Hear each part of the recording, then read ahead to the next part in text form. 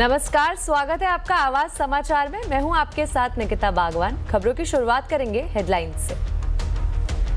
दिल्ली में प्रदूषण की स्थिति बहुत खराब, कई इलाकों में एयर क्वालिटी इंडेक्स 400 के पार। पर्यावरण मंत्री भूपेंद्र यादव ने की समीक्षा बैठक, दिल्ली सरकार ने बनाई हाई लेवल कमेटी। नए लेबर कोड के खिलाफ संसद परिसर में विपक्ष का प्रदर्शन, सोनिया, राहुल और प्रियंका भी हुए शामिल। बढ़ते प्रदूषण पर भी सांसदों ने दर्ज कराया विरोध, मास्क लगाकर पहुंचे पार्लियामेंट। अब मोबाइल में पहले से इंस्टॉल होकर नहीं आएगा संचार साथी ऐप, सरकार ने अपना फैसला टाला, ग्राहक चाहे तो इसे कर सकते हैं डाउनलोड।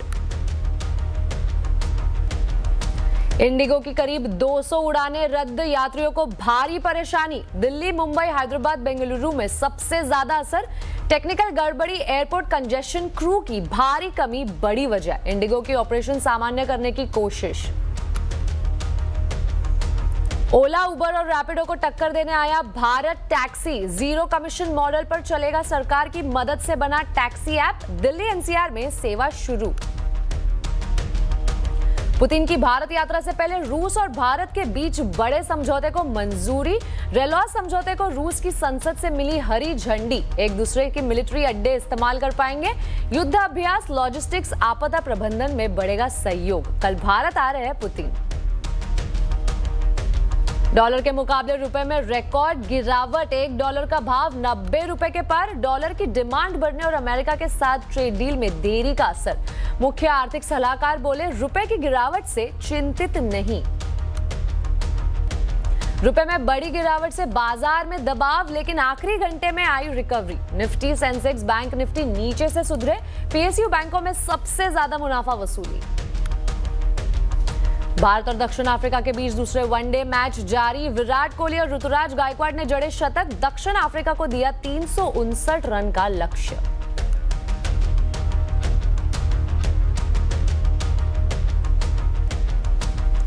इंडिगो से सफर करने वाले यात्रियों को आज काफी मुश्किलों का सामना करना पड़ा है। इंडिगो की आज करीब 200 उड़ानें रद्द हुई है। ज्यादा डिटेल्स लेते हैं संवाददाता रोहन सिंह से। रोहन, इंडिगो की उड़ानें रद्द होने के पीछे क्या वजह रही है और अब ताजा स्थिति क्या है?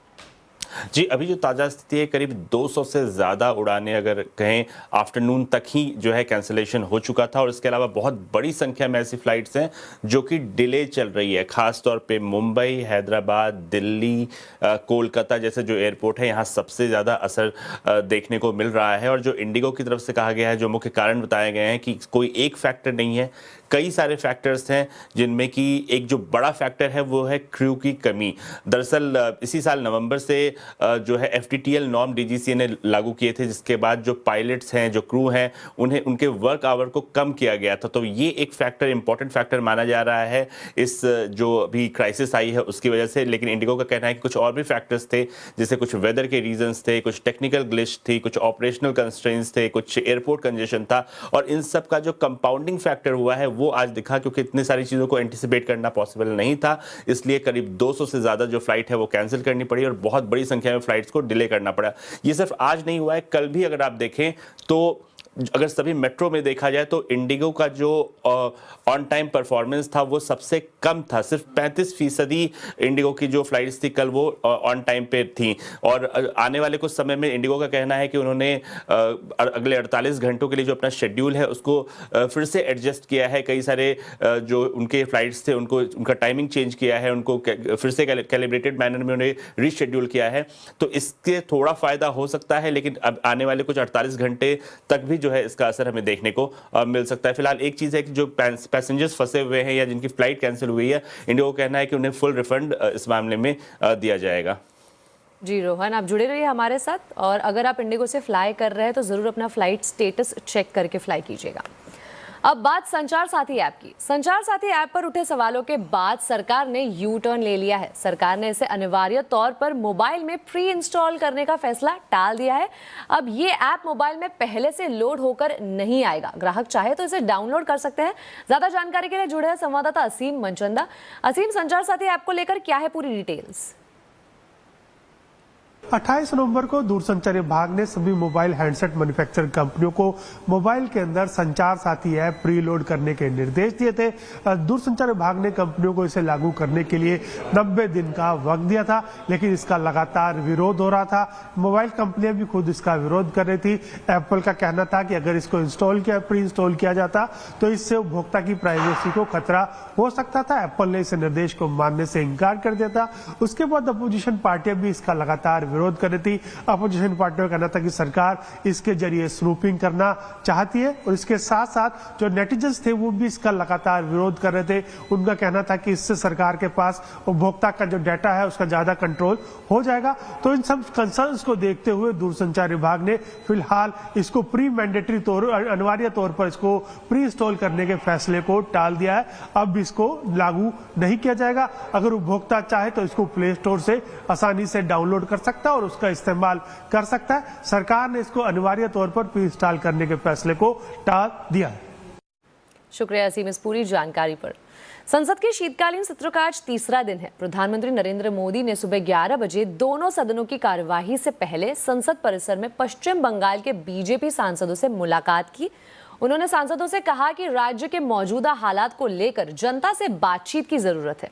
उन्होंने कहा कि जमीनी स्तर पर जो कुछ हो रहा है उसका कड़ा विरोध करना चाहिए। 2026 विधानसभा चुनाव को लेकर प्रधानमंत्री ने सांसदों से डिटेल में प्रेजेंटेशन तैयार करने, पॉलिटिकल प्लानिंग और लोगों को संगठित करने के लिए ग्राउंड वर्क पर काम पूरा करने के निर्देश दिए।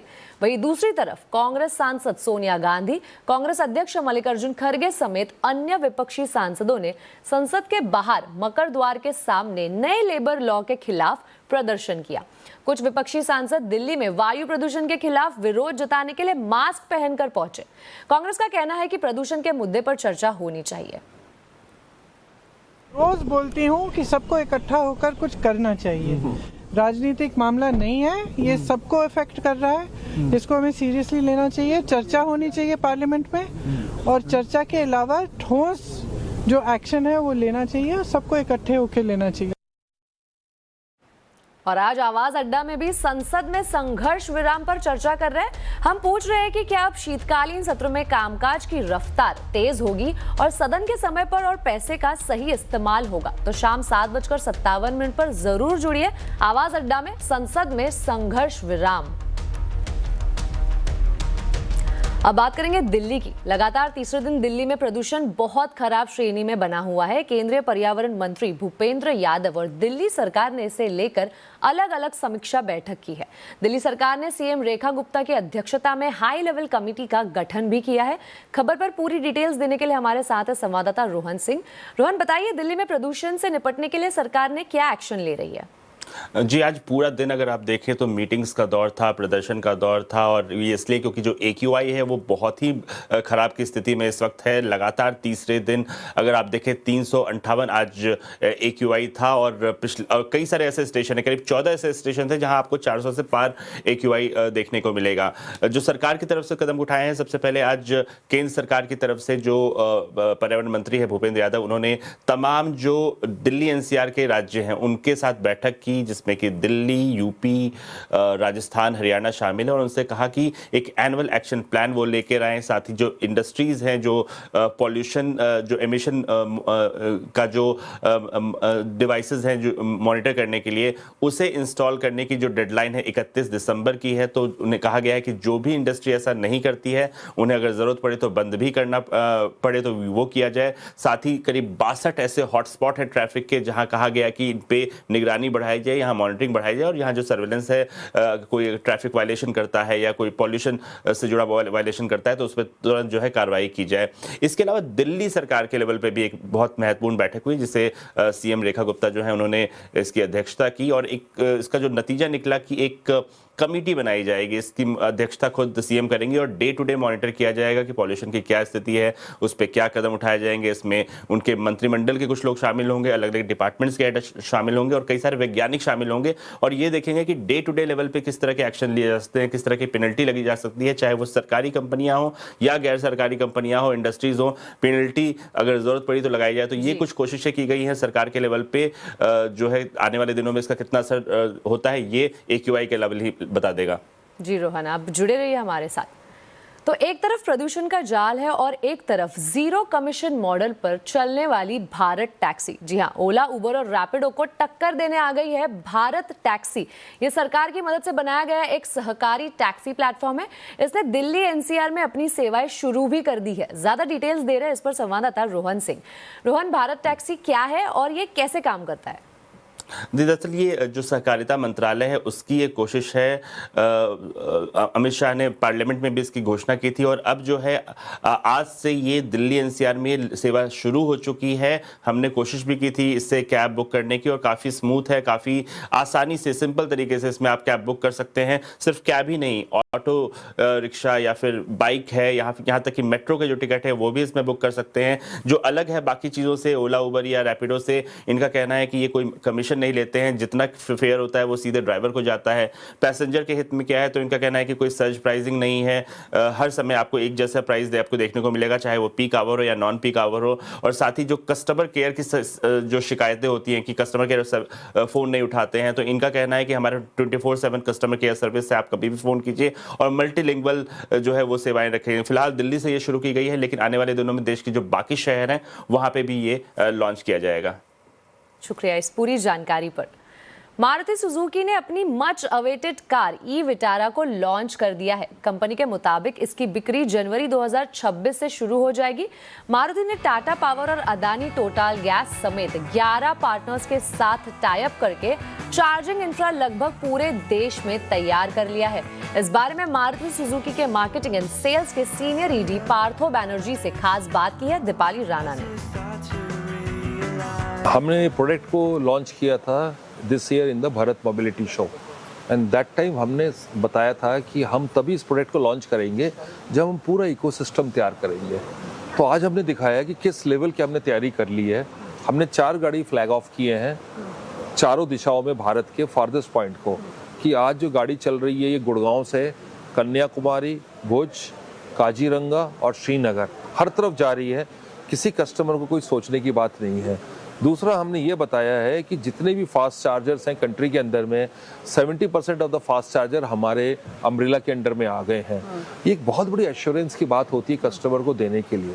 तीसरी चीज़ हमने बताया कि ये जो हमने रेंज घोषित किया था भारत मोबिलिटी शो में कि कम से कम 500 किलोमीटर देगी, आज हमने दिखाया है कि ये ARI जो गवर्नमेंट एजेंसी है उसने सर्टिफाई किया है कि ये जो गाड़ी की रेंज है वो 543 किलोमीटर जाएगी।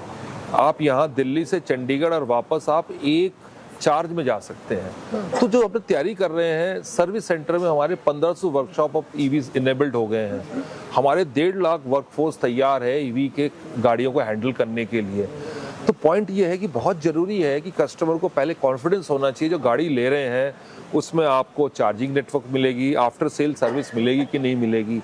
नहीं तो हम गाड़ी तो बेच लेंगे आप, पर कस्टमर को यदि आप सारे ये एश्योरेंसेज एंड सर्विसेज नहीं देते हैं, एज ए मार्केट लीडर हम विश्वास नहीं करते हैं कि प्रोडक्ट को लॉन्च किया जाए। अब हमने तैयारी कर ली है, हम अपनी सेल शुरू करने जा रहे हैं जनवरी में और बड़े ही शीघ्र हम इसकी बुकिंग भी चालू करने जा रहे हैं। ओके, तो यानी जनवरी में एक्सपेक्ट करें इसका एक ऑफिशियल कंप्लीट लॉन्च?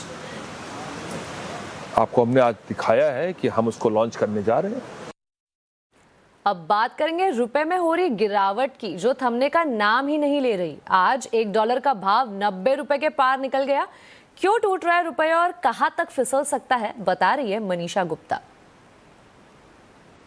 जी हाँ, रुपए में आज फिर से नया रिकॉर्ड लो हमने बनता हुआ देखा है और 90 के स्तर आज बड़े आसानी से निकलते हुए नजर आए और 90.29 तक के लेवल्स हमने यहाँ पर बनते हुए देखे हैं।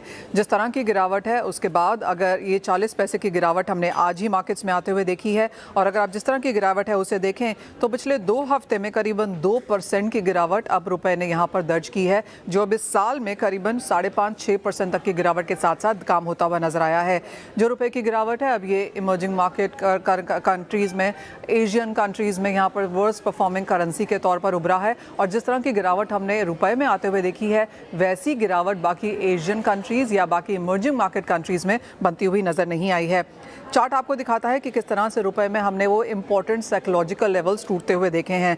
2012 में रुपया 50 रुपये प्रति डॉलर था, उसके बाद 2013 में इसने 60 का स्तर भी तोड़ा, 2018 में हमने 70 का स्तर टूटता हुआ देखा, 2022 में 80 का लेवल गया। इस साल साल की शुरुआत हमने 84.5 के आसपास से की थी और उसके बाद अब 90 के स्तर हमने इस साल में निकलते हुए देखे हैं। तो क्लियरली वो साइकोलॉजिकल लेवल्स आपको बताते हैं कि किस तरह से सिस्टमैटिकली यहाँ पर रुपए में डिप्रिसिएशन बनता हुआ नजर आया है। आरबीआई की बात की जाए तो यहाँ पर बहुत स्लो वीक हमने डिफेंसिव मूव्स पीएसयूज की तरफ से आते हुए देखे हैं, जिनका बहुत बड़ा असर या सहारा हमने रुपए में बनता हुआ नहीं देखा। साथ ही साथ यहाँ पर कमज़ोर करेंसी एक्सपोर्टर्स के लिए तो अच्छी है, लेकिन माना जा रहा है कि इंपोर्टर्स पैनिक बाइंग फिलहाल इन लेवल्स पे कर रहे हैं, क्योंकि 90 टूटने के बाद अब ऐसा लगता है कि अच्छी खासी गिरावट, मुनाफा वसूली शायद यहाँ से भी बन सकती है। कुछ एक रीजन जिसकी वजह से रुपया गिरा है, एक तो ये कि यूएस और भारत में अभी तक ट्रेड एग्रीमेंट नहीं हुआ, दूसरा हम अभी भी current account deficit, capital deficit से यहाँ पर जूझ रहे हैं, तीसरा ये कि जिस तरह का एफआईआई आउटफ्लो हमने इक्विटी मार्केट से आता हुआ देखा है, उसका भी असर यहाँ पर रुपए में बनता हुआ नजर आया है। ज़्यादातर बैंकर्स फिलहाल ये मानते हैं कि आगे जाकर यहाँ पर 88.5 to 92.5 के बीच में रुपया अगले 3 से 4 महीने में कारोबार कर सकता है। अगर ईयर एंड तक कोई बहुत बड़ी पॉजिटिव स्टेटमेंट यूएस से आती है या बहुत बड़ी कोई हम आरबीआई की तरफ से यहाँ पर इंटरवेंशन आता हुआ देखते हैं तो रुपए में कुछ सुधार देखने को मिल सकता है। अदरवाइज आने वाले कुछ हफ्ते यहाँ पर वॉलेटाइल रह सकते हैं। साल के अंत तक जनवरी तक कुछ स्टेबिलिटी यहाँ पर रुपए में आने की उम्मीद है। वहीं रुपए में गिरावट को लेकर मुख्य आर्थिक सलाहकार वी अनंत नागेश्वरन का बयान आया है। उन्होंने कहा है कि सरकार रुपए में गिरावट को लेकर चिंतित नहीं है। उन्होंने कहा कि रुपए में गिरावट से महंगाई या निर्यात पर असर नहीं पड़ा है। हालांकि उन्होंने उम्मीद जताई कि अगले साल रुपए की चाल में सुधार होगा।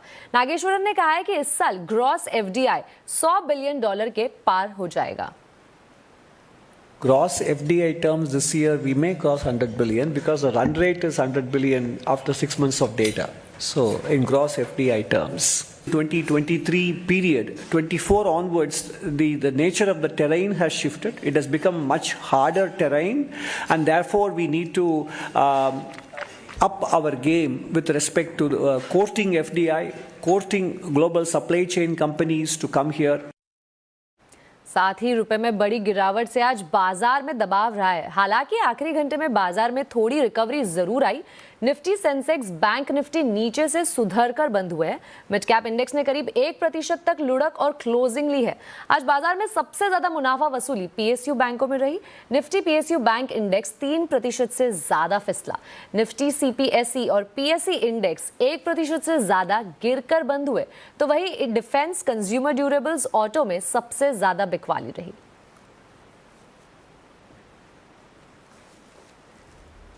इसी के साथ आवाज समाचार में वक्त हो चुका एक छोटे से ब्रेक का। खबरें आगे और भी है, जुड़े रहिए हमारे साथ। फिर एक बार स्वागत है आपका आवाज समाचार में। अब बात रूसी राष्ट्रपति पुतिन के भारत दौरे की। कल रूस के राष्ट्रपति व्लादिमीर पुतिन 2 दिन के भारत दौरे पर आ रहे हैं, लेकिन इससे पहले बड़ी खबर आई है। रूस की संसद ने रक्षा समझौते रेलॉस को मंजूरी दे दी है। इस समझौते के तहत भारत और रूस एक दूसरे के मिलिट्री बेस का इस्तेमाल कर सकेंगे। पुतिन के भारत दौरे के दौरान डिफेंस समझौते पर भी बातचीत होने की उम्मीद है। ज्यादा डिटेल्स लेते हैं संवाददाता आलोक प्रियदर्शी से। आलोक, रूस की संसद ने किस रक्षा समझौते को मंजूरी दी है और पुतिन के भारत दौरे का एजेंडा क्या है आखिर? कल से रशियन राष्ट्रपति व्लादिमीर पुतिन का 2 दिन का भारत का दौरा शुरू हो रहा है। 23वें भारत और रूस वार्षिक सम्मेलन में हिस्सा लेंगे, लेकिन साथ ही साथ जो एक पूरा माहौल पॉजिटिव हो गया है वो इसलिए क्योंकि जो एक रक्षा समझौता है RELOS, reciprocal exchange of logistical support, इसको रशिया की जो निचला संसद है उसने मंजूरी दी है, जिसे ड्यूमा कहते हैं। जाहिर सी बात है कि ये जो रिलोस है इसका काफी इंपॉर्टेंस है, क्योंकि ये अपने दोनों देशों को इजाजत देता है कि पीस टाइम में एक दूसरे के मिलिट्री बेस का इस्तेमाल आसानी से कर सकेंगे। साथ ही साथ इसके अंदर जो भी एयरफील्ड है या फिर पोर्ट्स हैं या जो सप्लाई पॉइंट्स हैं उसका इस्तेमाल कर सकेंगे। इसका मतलब ये हुआ कि एक दूसरे के वॉरशिप्स, जो फ्लाइट्स हैं, विमान हैं, एक दूसरे के में अपना ईंधन सब भरा सकेंगे, अब बेरोक आवाजाही कर सकेंगे। साथ ही साथ जो मिलिट्री ऑपरेशंस या एक तरह से जो युद्धाभ्यास होता है दोनों देश बड़े पैमाने पर कर सकेंगे। और इसके अलावा जो आपदा प्रबंधन है उसमें भी इसका बड़ा योगदान रह सकता है, जो ये डील पर मंजूरी मिली है। तो कुल मिलाकर ये एक बड़ा ही पॉजिटिव डेवलपमेंट है। और इसके अलावा जो भारत रशिया से बड़े साजो सामान डिफेंस इक्विपमेंट लेता है उसको लेकर भी काफी उम्मीद जग रही है, क्योंकि डिफेंस डील पर पूरा फोकस रह सकता है, जिसमें जो 5th जनरेशन के स्टील्थ Su-57 है उस पर बातचीत हो सकती है, साथ ही साथ जो S-500 और इसके अलावा जो ब्रह्मोस का नेक्स्ट वर्जन है जिसको इंडिया रशिया के सहयोग से बनाता है, उस पर भी बातचीत हो सकती है। तो ये काफी एक पॉजिटिव डेवलपमेंट देखने को मिल रही है रशिया के प्रेसिडेंट व्लादिमीर पुतिन के भारत दौरे से पहले। शुक्रिया आलोक इस पूरी जानकारी पर। इधर दिल्ली राष्ट्रपति पुतिन के स्वागत के लिए पूरी तरह से तैयार है। पुतिन जिस भी रास्ते से गुजरेंगे वहां सुरक्षा कड़ी कर दी है। चप्पे चप्पे पर सुरक्षा एजेंसियों की नजर है। देखिए संवाददाता दीपक भिष्ट की रिपोर्ट। रूसी राष्ट्रपति व्लादिमीर पुतिन भारत आ रहे हैं और 4 दिसंबर की शाम को वो भारत पहुंचेंगे। खासतौर से दिल्ली में हाई अलर्ट है। दिल्ली में 5 से 7 लेयर की जो सुरक्षा है वो उनके लिए यहाँ पर तैयार हो चुकी है।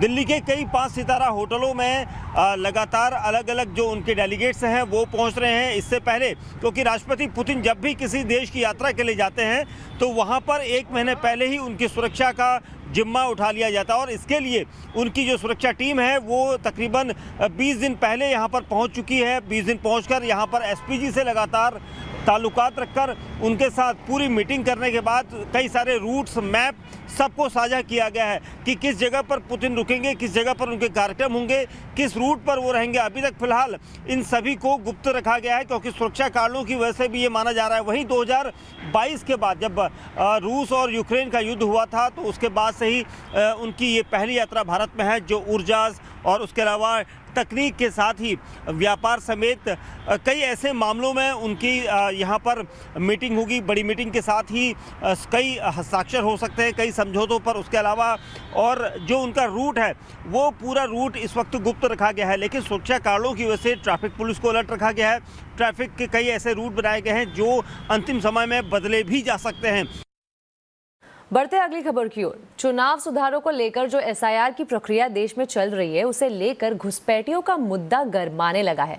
खासतौर से बांग्लादेशी घुसपैठियों को लेकर बंगाल की राजनीति गर्म है। आज बंगाल की सीएम ममता बनर्जी ने कहा कि वो बंगाल में डिटेंशन सेंटर नहीं बनने देंगी।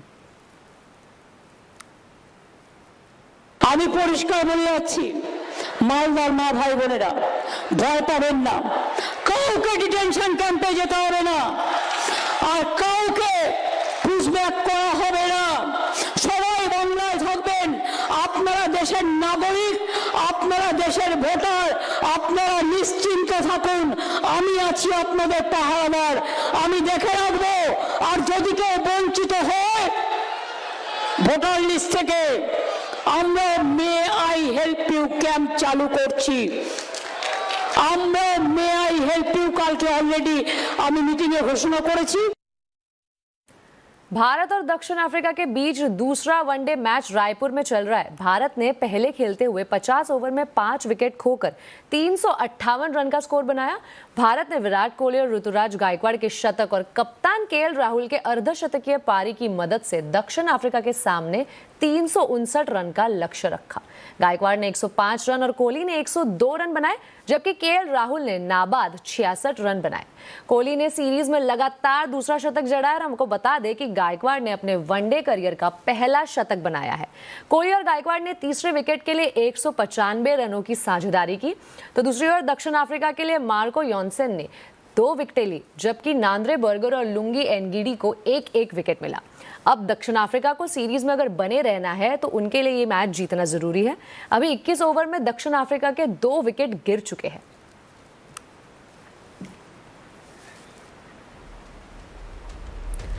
इसी के साथ आवाज समाचार में अभी के लिए इतना ही। आप देखते रहे CNBC आवाज और अपडेटेड रहे खबरों पर हमारे सोशल मीडिया हैंडल्स के जरिए।